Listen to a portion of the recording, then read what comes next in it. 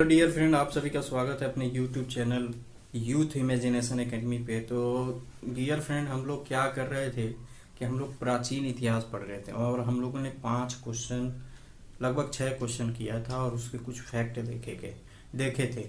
आज हम लोग डिस्कस करेंगे। अगर अगर आप चैनल पर नए हैं तो चैनल को सब्सक्राइब कर लीजिए और ज़्यादा से ज़्यादा लाइक करिए।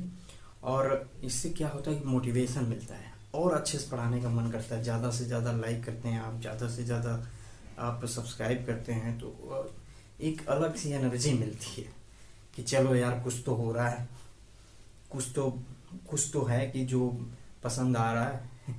चलिए ठीक है, कोई दिक्कत नहीं है। फिर भी हम लोग 7वें क्वेश्चन से स्टार्ट करते हैं। 7वां क्वेश्चन है आपका कि 7वें क्वेश्चन में बोल रहा है, क्या बोल रहा है कि कह रहा है कि सिंधु घाटी के लोगों की एक महत्वपूर्ण रचना निम्नलिखित में से किसकी मूर्ति थी। क्या कह रहा है कि सिंधु घाटी सभ्यता के लोगों की, सिंधु घाटी 7वां क्वेश्चन था हम लोगों का। क्या है? सिंधु घाटी, सिंधु सिंधु घाटी सिंधु घाटी सिंधु घाटी के लोगों की, के लोगों की लोगों की लोगों की एक महत्वपूर्ण रचना निम्नलिखित में से किसकी मूर्ति थी। लोगों की एक महत्वपूर्ण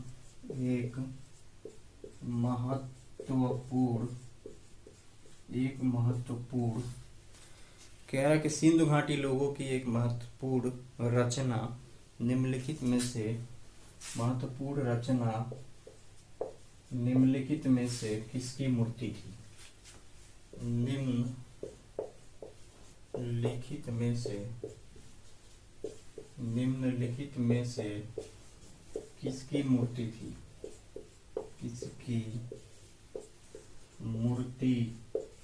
थी। ठीक, ये रहा क्वेश्चन आपका। और इसमें ऑप्शन दिया है नटराजन, पहला ऑप्शन है नटराजन। ठीक, दूसरा आपके पास है नृत्य करती हुई बालिका।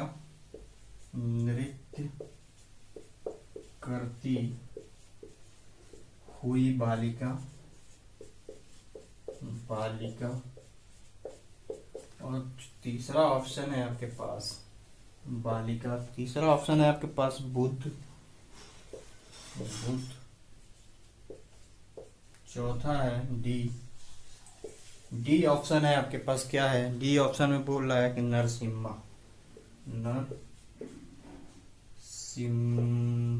नरसिम्हा।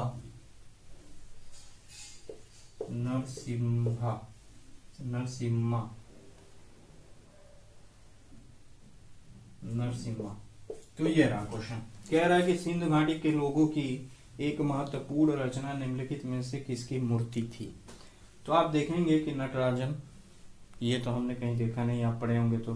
नृत्य करती हुई बालिका की मूर्ति, बुद्ध और नरसिम्हा। तो इसमें क्या है कि नृत्य करती हुई बालिका की मूर्ति क्या थी? सिंधु घाटी की एक प्रसिद्ध मूर्ति है।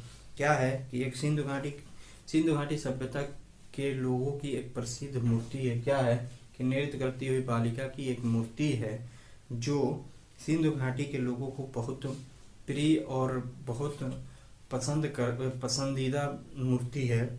और यह एक रचना है जो सिंधु घाटी के लोगों के द्वारा की गई थी। तो क्या है कि कह रहा है कि सिंधु घाटी के लोगों की एक महत्वपूर्ण रचना नृत्य करती हुई क्या थी? बालिका थी जो कांसे से निर्मित की गई थी। अगर ये नृत्य करती हुई बालिका की मूर्ति किससे, तो नृत्य करती हुई बालिका की मूर्ति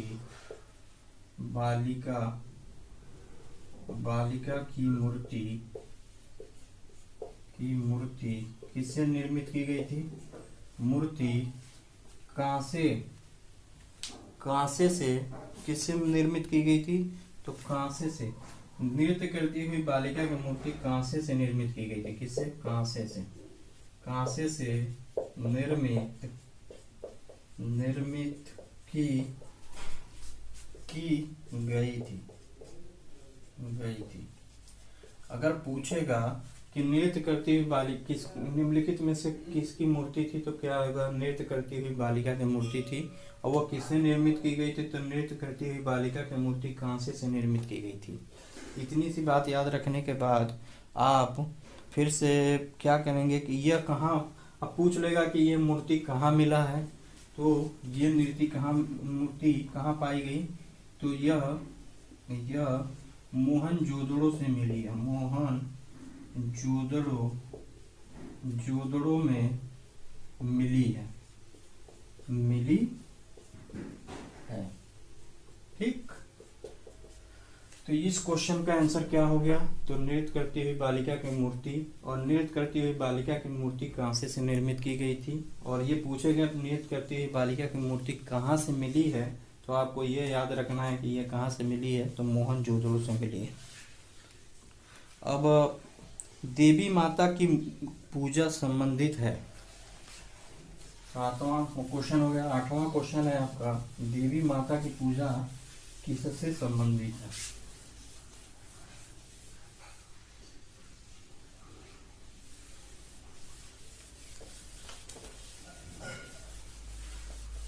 आठवां क्वेश्चन है आपके पास, 8वां क्वेश्चन है देवी माता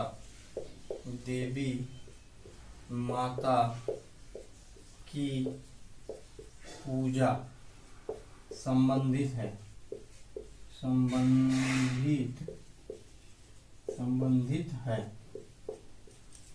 देवी माता की पूजा संबंधित है, किससे संबंधित है, तो आपके पास पहला ऑप्शन है, क्या है, ए ऑप्शन है आपके पास आर्य सभ्यता के साथ, आर्य सभ्यता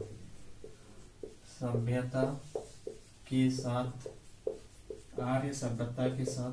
बी ऑप्शन है आपके पास, बी ऑप्शन में क्या कह रहा है कि भूमध्य सागरीय सभ्यता के साथ, भूमध्य सागरीय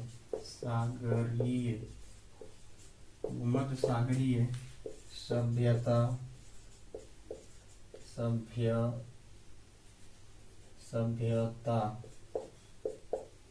के साथ, भूमध्य सागरीय सभ्यता के साथ। और तीसरा ऑप्शन है सिंधु घाटी सभ्यता के साथ, सिंधु घाटी की सभ्यता के साथ, सिंधु घाटी सभ्यता के साथ। और डी ऑप्शन है आपके पास, क्या, डी ऑप्शन में कह रहा है कि उत्तर वैदिक सभ्यता के साथ। क्या है, उत्तर वैदिक सभ्यता के साथ, ठीक। तो आपका इसका आंसर देना है कि कह रहा है कि देवी माता की पूजा संबंधित है, इनमें से 4 ऑप्शन है, आर्य सभ्यता के साथ, भूमध्य सागरीय सभ्यता के साथ, सिंधु घाटी की सभ्यता के साथ, और उत्तर वैदिक सभ्यता के साथ। तो आप देखेंगे कि आर्य देवी माता की पूजा किससे संबंधित है, तो अभी मैंने बताया था आपका कि नृत्य करती हुई बालिका किस नृत्य करती हुई बालिका सिंधु घाटी के लोगों की एक क्या थी कि मूर्ति थी।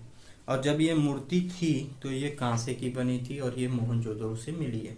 अब देवी माता की पूजा कहाँ से, तो सिंधु घाटी सभ्यता के लोगों से संबंधित है। क्या, कि यहाँ एक देवी माता की पूजा की जाती थी जो सिंधु घाटी सभ्यता के लोग पूजा किया करते थे।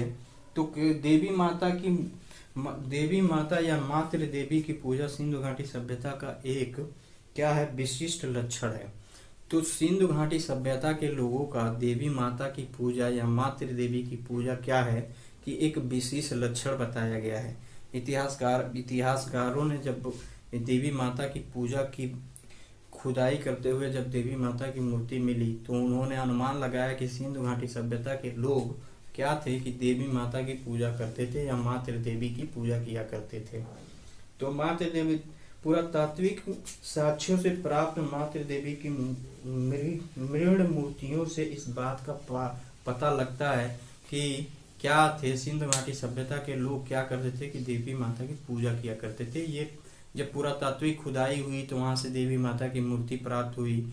तो साक्ष्यकारों ने ये बताया, ये अनुमान लगाया कि सिंधु घाटी के सभ्यता के लोग देवी माता की पूजा किया करते थे।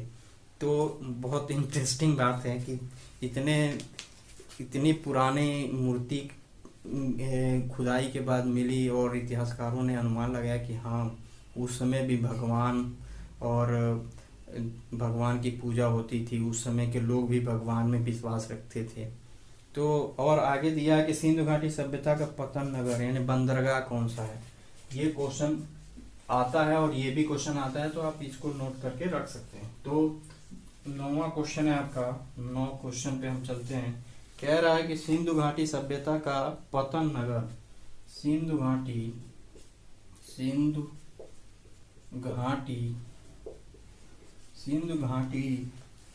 सभ्यता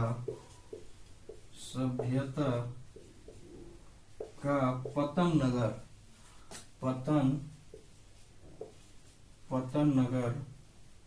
पतन नगर या बंदरगाह लिख लीजिए कोष्टक में, बंदरगाह। ठीक, बंदरगाह कौन सा है।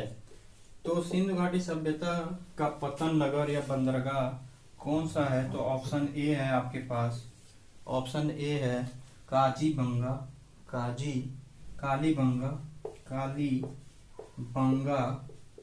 दूसरा ऑप्शन आपके पास है बी में लोथल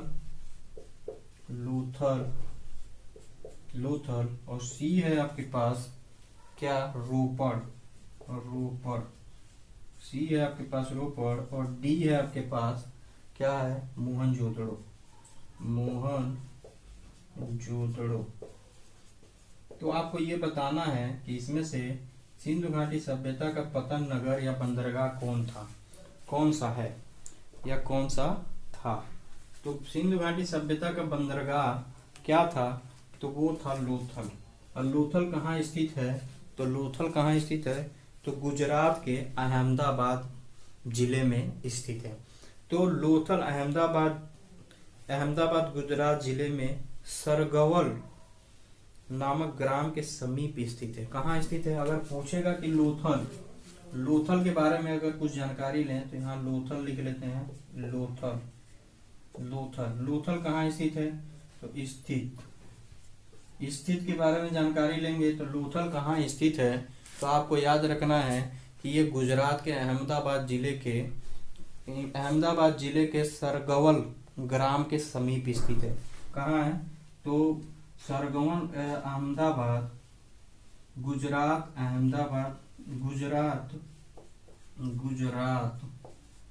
और कोष्टक में लीजिए अहमदाबाद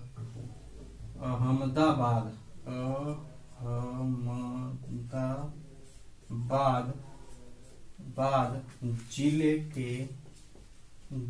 के सरगवल ग्राम में क्या है, ग्राम में स्थित है। ग्राम में तो आपसे अगर पूछेगा कि लोथल कहाँ स्थित है, तो गुजरात के अहमदाबाद जिले के सरगवल ग्राम में स्थित है।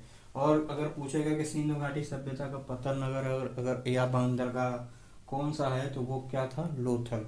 अगर लोथल के बारे में कुछ जानकारी लें तो गुजरात में स्थित है। कहाँ, तो अहमदाबाद जिले के सरगवल ग्राम में स्थित है। और इसके बारे में जानकारी क्या है कि वर्ष 1955 तथा 1962 में क्या कह रहा है कि वर्ष 1955 और 1962 के मध्य SR राव के निर्देश में खुदाई की गई थी। कब की गई थी, इसको ऊपर का मिटा रहे हैं। ठीक,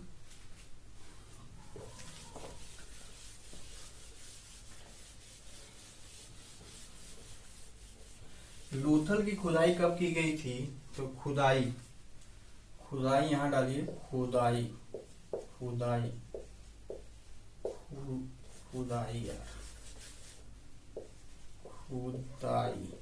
ठीक, खुदाई के बारे में जानकारी लेते हैं। लोथल अभी लिखिए, लोथल ठीक। तो खुदाई के बारे में हम क्या कहते हैं कि 1955 से 1962, क्या कह रहे हैं, 1955 से व 1962 से 1962 के मध्य, ठीक, के मध्य एस आर राव के निर्देश में, किसके, S R Rao, S R Rao, S R Rao के निर्देशन में, किसके निर्देशन में, एस आर राव के निर्देशन में, निर्देशन में कब, 1955 और 1962 में। तो अगर लोथल पूछेगा कहाँ स्थित है, तो गुजरात के अहमदाबाद जिले के सरगोल ग्राम में स्थित है। और इसकी खुदाई कब की गई थी, तो 1955 से 1962 में, किसके, एस आर राव के निर्देशन में, ठीक, एस आर राव के निर्देशन में की गई, जहां 2 मंजिले घेरे में बसे हुए एक नगर के अवशेष प्राप्त हुए। तो इन्होंने जब खुदाई की एस आर राव ने, तो वहां देखा कि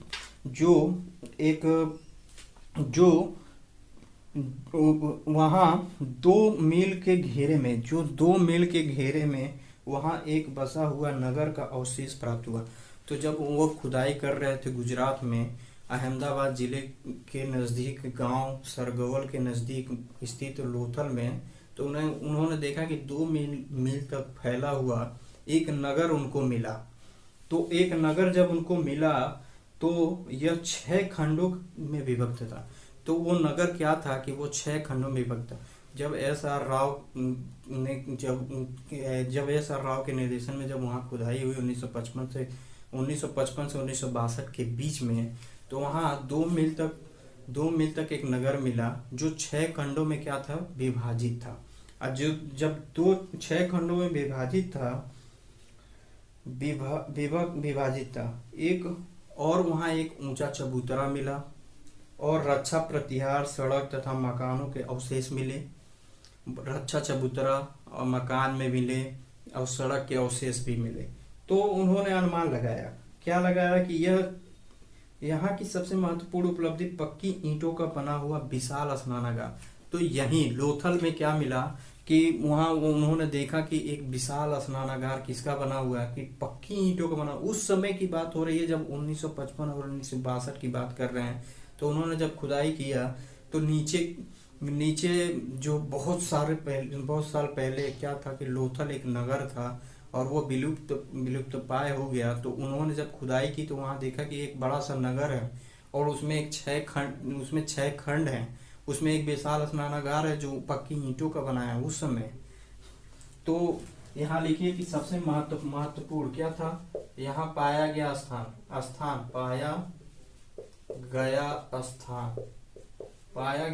कौन सा था, विशाल स्नानागार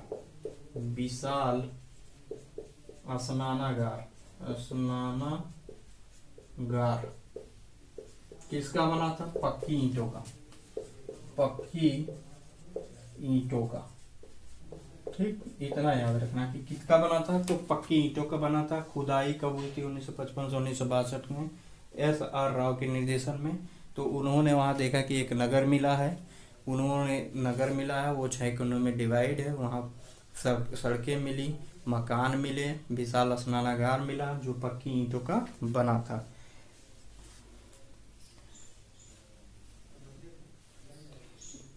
जिसे राम महोदय ने जहाजों की रानी क्या बोला कि विशाल स्नानागार को क्या बोला गया, तो इस लोथल को क्या बोला गया, तो लोथल को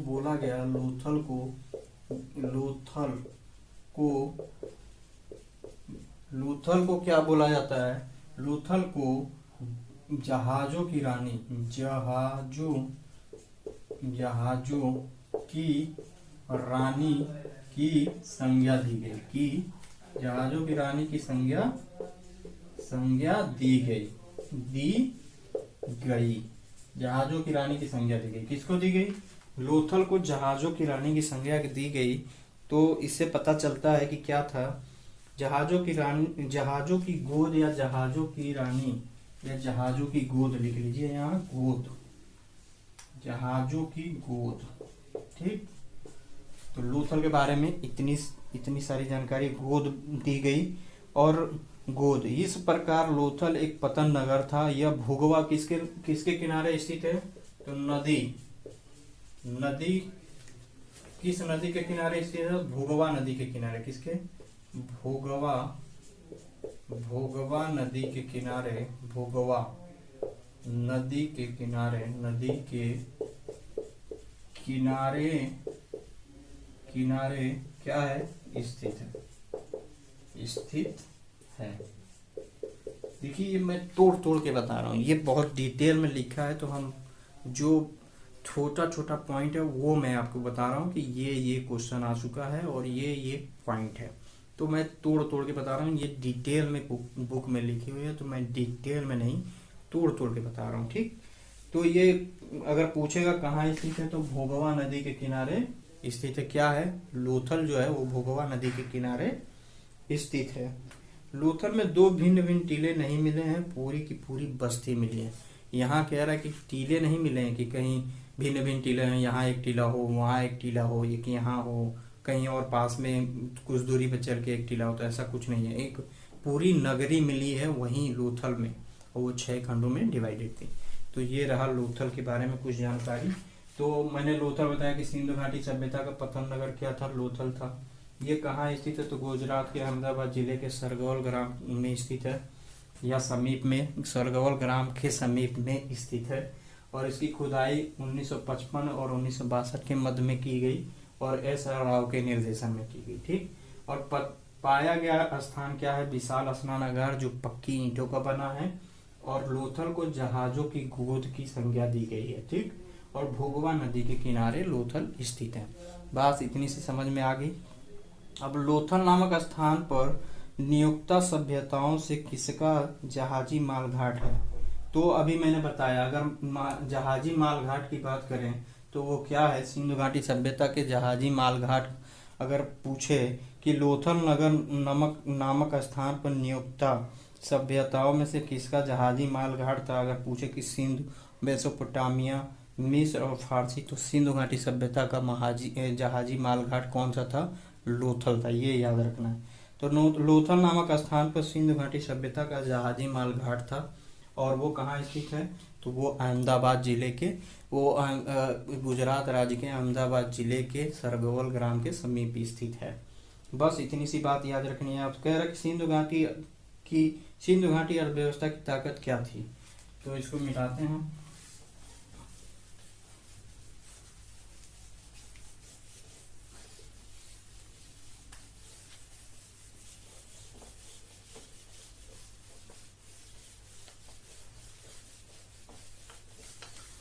कह रहा है कि सिंधु घाटी अर्थव्यवस्था की ताकत।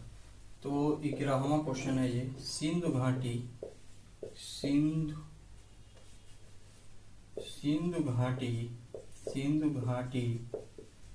की अर्थव्यवस्था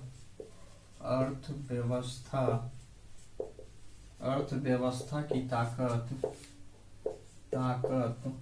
क्या थी? ठीक, क्या थी? पहला ऑप्शन है आपके पास, क्या है? कृषि। दूसरा आपके पास है व्यापार। और थर्ड ऑप्शन है आपके पास चाक पर बनाए गए मिट्टी के बर्तन। चाक पर बनाए गए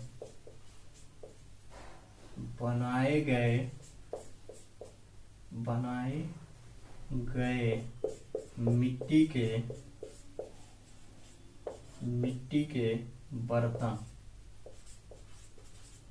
के बर्तन।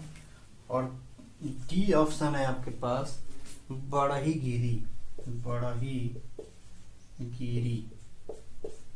तो बताइए इसमें से सिंधु घाटी की अर्थव्यवस्था का ताकत क्या है? तो सिंधु घाटी अर्थव्यवस्था का ताकत क्या था कि ये कृषि प्रधान सभ्यता थी। क्या थी? ये कृषि प्रधान सभ्यता थी। और सिंधु घाटी सभ्यता की अर्थव्यवस्था का सबसे महत्वपूर्ण स्रोत है तो वो कृषि था। ये एक कृषि प्रधान सभ्यता थी जो सिंधु घाटी सभ्यता थी। ठीक, तो सिंधु घाटी के सभ्यता के लोगों का अधिकतर आधार क्या था? सभी लोगों का अधिकतर आधार कृषि होता था और कृषि के साथ साथ पशुपालन भी किया करते थे। सिंधु घाटी सभ्यता के लोग पहले तो कृषि प्रधान होता था, उसके साथ साथ पशुपालन भी किया करते थे। जैसे जहाँ कृषि होती है वहाँ पशुपालन ऑलरेडी आ जाता है, क्योंकि हम गाय भैंस, उस समय तो गाय का प्रचलन नहीं था, लेकिन और भी जानवर होते थे जिनको पाला जाता था। सिंधु घाटी सभ्यता के लोगों ने सर्वप्रथम क्या उगाया था? तो आपको याद रखना है, अगर सिंधु घाटी सभ्यता सर्वप्रथम पूछे कि सर्वप्रथम फसल कौन सी उगाई गई थी, तो सिंधु घाटी सभ्यता के लोग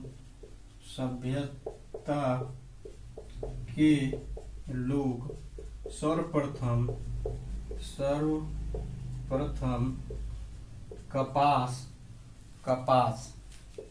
कपास, ठीक, सर्वप्रथम कपास उगाया था। ठीक, सिंधु घाटी सभ्यता के लोग सर्वप्रथम कपास उगाए थे। ठीक, तो ये आपको याद रखना है ये। ठीक, सिंधु घाटी सभ्यता के लोग सर्वप्रथम क्या उगाए थे? तो कपास उगाए थे। इतनी सी बात है। इसके अलावा भी गेहूं, चावल का भी उत्पादन किया करते थे। ये गाय, बैल, भैंस, हाथी, ऊंट, भेड़, बकरी, सूअर, कुत्ता आदि पशुओं का पालन करते थे, लेकिन इन्हें घोड़े का ज्ञात नहीं था। उस समय घोड़े जो थे वो पशुपालन की, इनको सिंधु घाटी सभ्यता में इनको क्या था कि ज्ञात नहीं था, लेकिन गाय, भैंस, बकरी और भी बैल, हाथी, ऊंट, भेड़ जो भी है वो पाला करते थे ये। और घोड़े का ज्ञात इनको नहीं था। और ये लोग व्यापार और शिल्प निर्माण उद्योग में भी प्रवीण थे, क्योंकि ये व्यापार भी करते थे और शिल्प निर्माण में भी ये क्या थे? निपुण थे। एकदम वर्चस्व इनकी सभ्यता थी, जिसमें कृषि था, पशुपालन था, व्यापार भी करते थे, शिल्प निर्माण भी करते, खुद निर्माण करके व्यापार करते थे, ले जाके बेचते थे और उससे जो आमदनी होती थी वो अपने जीवन बसर करने के लिए लगाते थे। तो ये रहा आपका 11 क्वेश्चन। अब 12वां क्वेश्चन हम कल पढ़ेंगे। ये आधे घंटे का टाइम हो गया, तो अभी इतना ही रहने देते हैं इस वीडियो में। चलिए मिलते हैं नेक्स्ट वीडियो में। तो हैव ए नाइस डे। अगर आप चैनल पर नए हैं तो चैनल को सब्सक्राइब करिए, ज़्यादा से ज़्यादा लाइक करिए, ज़्यादा से ज़्यादा शेयर करिए। और चलिए मिलते हैं नेक्स्ट वीडियो में। Have a nice day.